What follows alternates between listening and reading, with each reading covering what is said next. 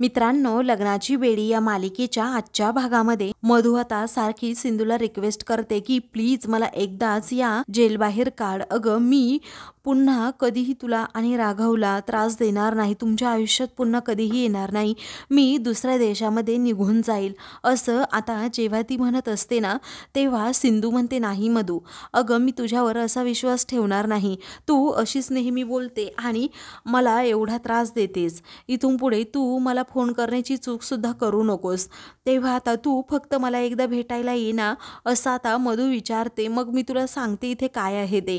त्यावेळी आता सिंधू म्हणते नाही, मी नाही येऊ शकत तुला भेटायला, त्यामुळे तू माझ्याकडे कोणतीही मदत मागू नको, मदतीची अपेक्षाच करू नको. मग आता मधु सारखीच तिला विनवणी करते, एकदाच भेटायला ये. मग आता सिंधू म्हणते नाही, ते कसंच शक्य नाहीये, आता इथून पुढे जर मला फोन केला ना मग बघतच राहा असं रागातच सिंधू म्हणून फोन ठेवते. तेव्हा मधुला आता खूपच वाईट वाटतं. त्यावेळी आता मधु ही फोन ठेवते आणि मग समोर पाहते तर समोर अक्का असते. ती रागात जाता मधुकडे पाहत असते आणि मधुला म्हणते, काय ग, आमच्या चुगल्या करत होती का तू, आमच्याबद्दल सांगत होती का, आता याची किंमत ना तुला इंग्लिश मीडियम खूप मोठी भोगावी लागणार आहे असं रागातच म्हणते. तेव्हा दुसऱ्या जेलमधील बायका म्हणत असतात, अक्का ही खोटं बोलत होती, हिच्या भोळ्या चेहऱ्यावर अजिबात तुम्ही जाऊ नका. तेव्हा मधु म्हणते नाही, खरंच नाही मी तक्रार केली. त्यानंतर अक्का आता तिच्याकडून तो फोन काढून घेते आणि म्हणते की कसा आहे ना, आता मी बघतेस तुझ्याकडे, तू हा फोन कसा घेते ते. तेव्हा मधु आता अजूनच घाबरते कारण तिच्याकडून आता फोन सुद्धा काढून घेतलेला असतो. तेव्हा ती आता पार रडकुंडीला येते. दुसरीकडे आता रेश्मा म्हणते, काकू बरं झालं तुम्ही त्या बाईला कामावर ठेवलं, खूप छान काम केलं. तेव्हा राजश्री म्हणते, हो वहिनी बरं झालं, कारण हल्ली माझ्याकडूनही एवढी कामं आता होत नाहीये, मलाही नाही जमत एवढी कामं करायला. त्याच वेळी आता सिंधू तेथे ऋतुजा जवळ बसते. तेव्हा आता ऋतुजा विचारते, काय ग झालं सिंधू, एवढी सिरियस का दिसतेस तू. तेव्हा सर्वजणी तिच्याकडे आता पाहतच राहतात. रुक्मिणी विचारते, काय ग सिंधू, तुला मगाशी फोन आला होता ना. तेव्हा ऋतुजा विचारते, काय सिंधू, आम्ही काय विचारतोय तुला, कुणाचा फोन आला होता. तेव्हा सिंधू म्हणते, मधुचा फोन आला होता. तेव्हा मधुचं नाव ऐकताच सर्वांना प्रचंड धक्का बसतो. तेव्हा राजश्री म्हणते की आता का फोन आला होता तिचा, ही बया ना आपला पिच्छा सोडायला तयारच नाही. तेव्हा ती बया काय म्हणाली होती रुक्मिणी विचारते. तेव्हा सिंधू सांगू लागते की ती माझ्यासमोर हात वगैरे जोडत होती आणि म्हणत होती की मी तुझ्या पाया वगैरे पडते, पण मला इथून बाहेर काढ मधून, जेलमधून, आणि माफी मागून खूप रिक्वेस्ट सुद्धा करत होती. तेव्हा मधुचं आता असं वागणं पाहून घरातील सर्वांच्या तळपायाची आग मस्तकातच जाते. मग सगळ्या जणी आता म्हणतात, अजिबात तिला कोणती मदत करायची नाही सिंधू. तेव्हा रुक्मिणी आता विचारते, काही सिंधू काय म्हणाली मधु. मग आता ती पुन्हा त्याबद्दल सांगू लागते की ती मला रिक्वेस्ट करत होती. मग आता राजश्री म्हणते, हे बघ सिंधू, मी तुला शेवटचं सांगते, अजिबात तिच्या भूलथापांना तू बळी पडू नकोस. मग आता राजश्रीला लगेच रुक्मिणी म्हणते, तू थांब राजश्री, ऐक सिंधू, तू काय सांगितलंस तिला. मग आता सिंधू म्हणू लागते, मी तिला स्पष्टपणे नकार दिला आणि तिला सांगितलं की अजिबात इथून पुढे फोन करू नकोस. तेव्हा बरं केलंस असं ऋतुजा म्हणते. त्यावेळी आता सिंधू म्हणते, खरं सांगू, मला तर तिचं तोंड पाहायची सुद्धा इच्छा नाहीये. तेव्हा राजश्री म्हणते, अगं तुलाच काय, घरात कुणालाही तिचं थोबाड पाहायची इच्छा नाहीये. तेव्हा रुक्मिणी म्हणते, मला तर असं वाटतंय या राणीच्या डोक्यावर ना परिणामच झालाय. तेव्हा रेश्मा म्हणते, म्हणजे तुम्हाला काय म्हणायचंय काकू. त्यावेळी आता रुक्मिणी म्हणते, अगं बघ ना, परिणाम झालाय असं म्हणायला काही हरकत नाही, कारण ती आपल्या सर्वांच्या जीवावर उठली होती आणि राघववर व सिंधूवर तर तिचा अगदी विशेष राग आहे, आणि असं असताना सुद्धा तिने आपल्याला जेलमधून बाहेर काढायला सांगावं. नक्की हिच्या डोक्यामध्ये काय चाललंय ना हेच कळायला मार्ग नाही, आणि काय तर या मुलीशी मी माझ्या राघवचं लग्न करून द्यायला निघाले होते असं आता रुक्मिणीला आठवून खूपच पश्चाताप होत असतो. कारण मला आता या घरातली ती सगळ्यात समजूतदार आणि गुणी मुलगी वाटायची अगोदर, ती तर माझी सर्वात लाडकी मुलगी होती. आता रुक्मिणी सर्वांनाच विचारते की जर मी खरंच हिचं राघव बरोबर लग्न करून दिलं असतं तर, असं म्हणून ती म्हणते, विनायका मी या मुलीला ओळखायला चुकलेच कशी. तेव्हा राजश्री आता म्हणू लागते की खरं तर कसं असतं ना वहिनी, अहो आपलं ज्या व्यक्तीवर प्रेम असतं ना त्या व्यक्तीचं मन दुखावण्याचा, त्याला इजा पोहोचवण्याचा आपल्या मनात विचार सुद्धा कधी येत नाही, त्याचा आपण स्वप्नात सुद्धा कधी विचार सुद्धा करू शकत नाही. तेव्हा सिंधू म्हणते, आई पण त्यासाठी एखाद्या माणसावर अगदी खरं प्रेम असावं लागतं, बरोबर ना? या मधूचं कधीच कुणावर प्रेम असू शकतच नाही. ती फक्त स्वतःवर प्रेम करते आणि मी ते खूप वेळा पाहिलंय आणि अनुभवलंय. जिने स्वतःच्या आईची पर्वा केली नाही ती इतरांचा विचार काय करणार आहे? तेव्हा अगदी खरं बोललीस असं ऋतुजा म्हणते. मग आता सगळ्याजणी अशा गप्पा मारत असताना सिंधूला समजतं की जी मगाशी कामवालीबाई आली होती ना, ती आता तेथे सगळ्यांचं घरातील बोलणं ऐकतीये म्हणून, आणि त्याचबरोबर फोनमध्ये रेकॉर्डिंग करून घेतीये. हे सिंधूच्या जेव्हा लक्षात येतं ना, तेव्हा सिंधू आता लगेच दाराजवळ जाते आणि तिचा हात पकडतच तिला विचारते, काय ग, काय करतीये? मग आता ती म्हणते की काही नाही जी, काहीच करत नाहीये मी. तेव्हा आता सिंधू तिला चांगलीच रागवते आणि म्हणते की मी पाहिलंय तू काय करत होतीस ते. तेव्हा ती बाई आता खूपच घाबरते. मग आता तू आमचं बोलणं रेकॉर्ड करत होतीस ना, तू अशी गप्प का बसलीस? खरं सांग अगोदर, असं रागातच सिंधू तिला विचारते. तेव्हा ती आता कामोली बाई म्हणू लागते, नाही जी, तसं काही नाहीये. पुढे आता सिंधू सारखी फोर्स करत असते म्हणून आता ती बाई म्हणते की अहो आज माझ्या कामाचा पहिला दिवस आहे ना, म्हणून मी माझ्या घरच्यांना फक्त दाखवत होते, बाकी काही नाही. पण तिच्या चेहऱ्यावरील एक्सप्रेशन वेगळ्याच काहीतरी सांगत असतात. तेव्हा सिंधू म्हणते, अच्छा पण एवढी घाबरलीस तू कशासाठी? तेव्हा मला ना त्या रुक्मिणी काकूंची खूप भीती वाटते असं जेव्हा ती म्हणते ना, तेव्हा सिंधू म्हणते, बरं ठीक आहे, ऐक, आता आमच्या परवानगीशिवाय या घरात कुठलीही गोष्ट करायची नाही आणि त्याचबरोबर काही घरातून बाहेर जाता कामा नये, समजलं? त्यावेळी ती आता ठीक आहे असं म्हणते. आता ती म्हणते, मला एकदाच माफ करा, मी पुन्हा असं कधीही करणार नाही. सिंधू आता ठीक आहे असं म्हणते. पुढे आता सिंधू म्हणते, ते जे काही केलंय ना ते अगोदर डिलीट करून टाका बरं, मग आता तुमच्या समोरच करते हा, असं म्हणून ती ते सगळं रेकॉर्डिंग आता डिलीट करते. तू म्हणते, असं पुन्हा जर आढळलं ना करताना मग तुझी काही खैर नाही. तेव्हा ती आता खूप घाबरते आणि म्हणते, मी इथे नवीन आहे ना म्हणून असं केलं, पण मला आता कामाला लागायचंय, किचन कुठे आहे? तेव्हा सिंधू आता तिला किचन दाखवते आणि मनातच काहीतरी विचार करू लागते, कारण आता तिच्यावर थोडा का होईना सिंधूला डाऊट आलेला असतो. तर दुसरीकडे आता मधूची चांगलीच त्या अक्काने खरडपट्टी काढलेली असते. मधूचा ती गळाच आवळते आणि म्हणते, जास्त शहाणपणा करतेस का आणि मोबाईल वापरतेस का? इथे थांब, तुझ्याकडे मी बघतेच. आणि या जेलमध्ये ना फक्त अक्काची चालते, समजलं? मग आता कशीबशी मधू स्वतःला सोडवून घेते आणि त्या अक्काचाच गळा चांगली दाबते. मग आता अक्काला खूप त्रास होऊ लागतो. त्या जेलर बायका असतात त्या म्हणतात, सोड आमच्या अक्काला, पण मधू काही सोडायला तयारच नसते. ती खूप आता चिडलेली असते आणि म्हणते, अजिबात मी सोडणार नाही तुमच्या या अक्काला टाक्काला, कारण हिला काय वाटलं मी खूप भोळी आहे का? आणि मला मागाशी काय म्हटली ग, की ही भोळ्या चेहऱ्याची दिसते, पण माझ्या या भोळ्या चेहऱ्यामागे काय काय लपलंय तुला काय माहीत ग, मी किती डेंजर बाई आहे म्हणून. मग आता सोड तिला, सोड, तुला एकदा म्हटलंय ना, असं रागातच त्या बायका आता म्हणू लागतात. परंतु मधू ऐकतच नाही. मधू अजूनच अक्काची चांगली खरडपट्टी काढते आणि म्हणते, काय ग, तुला वाटलं मी एकटी आहे म्हणून तू दादागिरी करशील का माझ्यावर? तू मला वाटेल ते बोलशील का? अगं पण तुझ्यासारख्या अशा 100 जणींना मी पुरून उरेल, समजलं? असं रागातच मधू आता तिचा इंगा अक्काला दाखवते. त्यानंतर मधू म्हणते, एक गोष्ट नेहमी लक्षात ठेवायची, माझ्या जर नादी लागली ना तर तुला अशी गायब करेन ना की तुला दुसरीकडे सोडण्यासाठी वेगळी पोलीस फोर्स बोलवावी लागेल, समजलं? तेव्हा अक्काला आता खूपच त्रास होऊ लागतो. मग नंतर आता त्या बायका ह्या म्हणतात की आमच्या अक्काला सोड अगं, अगोदर सोड, असं म्हणून त्या जबरदस्तीने तिचा हात बाजूला काढण्याचा प्रयत्न करतात आणि अगदी जोर लावूनच मधूला दुसरीकडे लोटून देतात. मधू ही खूपच चिडलेली असते, तिला काय करावं हे सुचत नाही.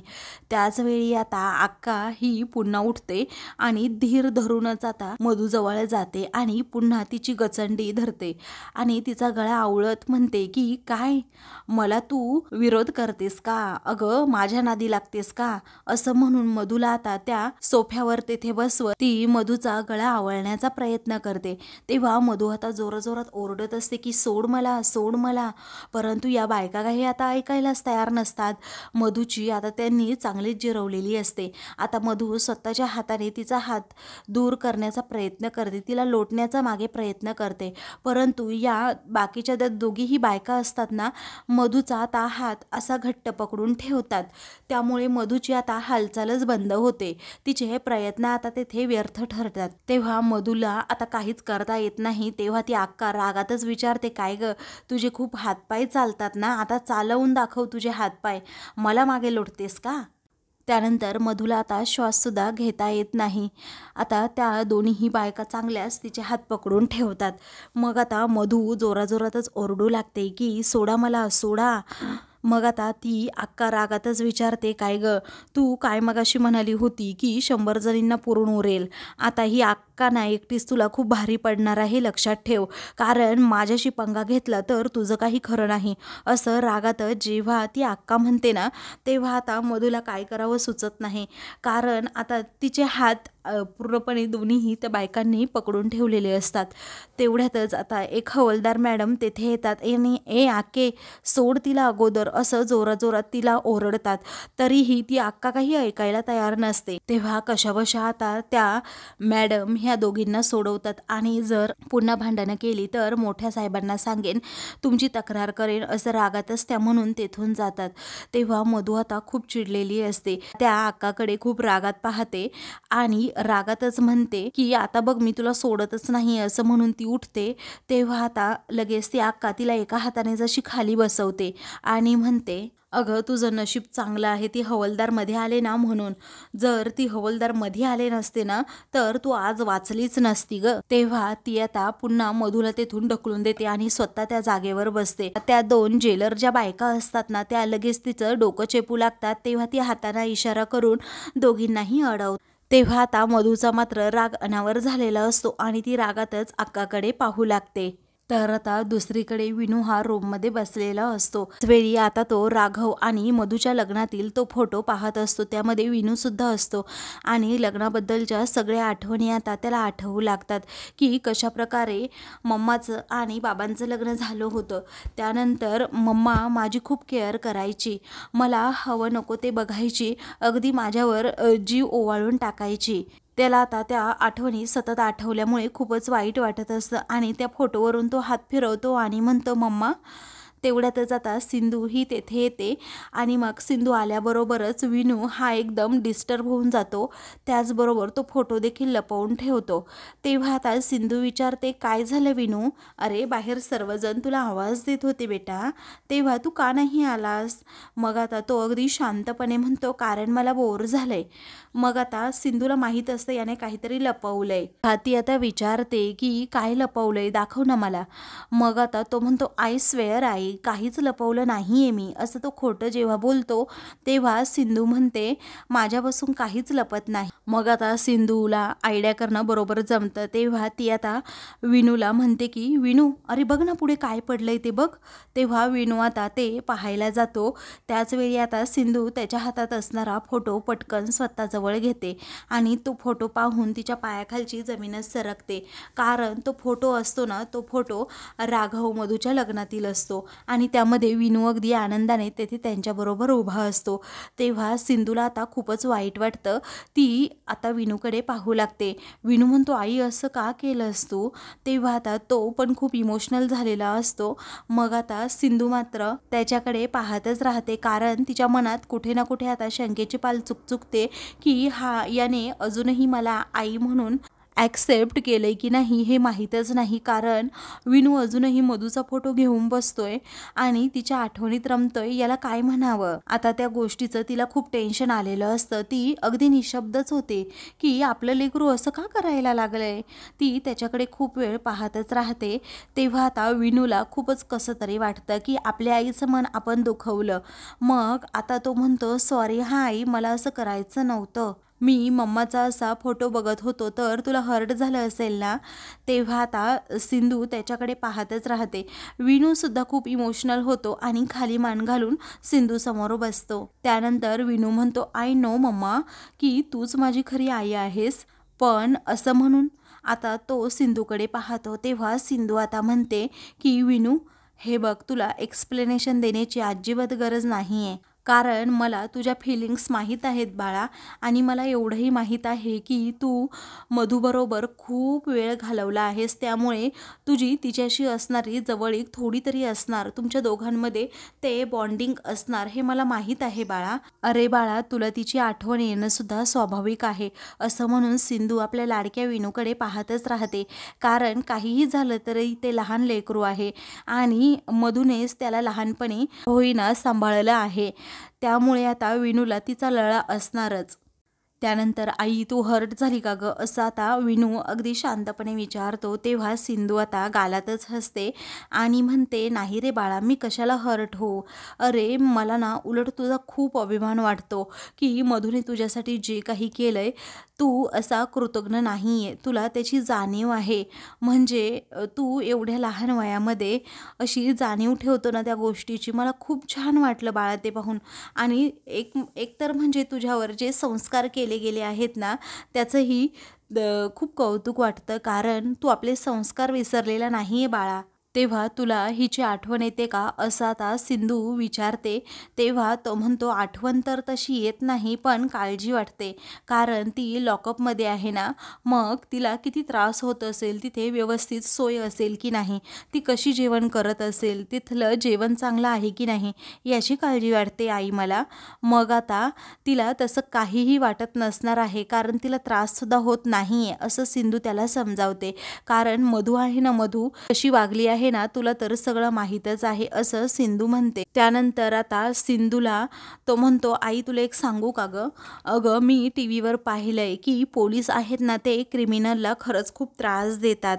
तेव्हा सिंधूला अजूनच वाईट वाटतं की आपला मुलगा एवढासा आहे, पण त्याला एवढ्या सगळ्या गोष्टी कळतायत आणि याचं नवल देखील वाटतं. त्यानंतर आता सिंधू त्याच्याकडे पाहतच राहते. मग आता तो म्हणतो, आई तुला एक सांगू का गं, मम्मा जेव्हा इथे होती ना, तेव्हा मला तर अगदी तिच्याशी बोलावंसं सुद्धा वाटत नव्हतं, पण ती लॉकअपमध्ये गेल्यापासून मला ना तिची खरंच खूप काळजी वाटते.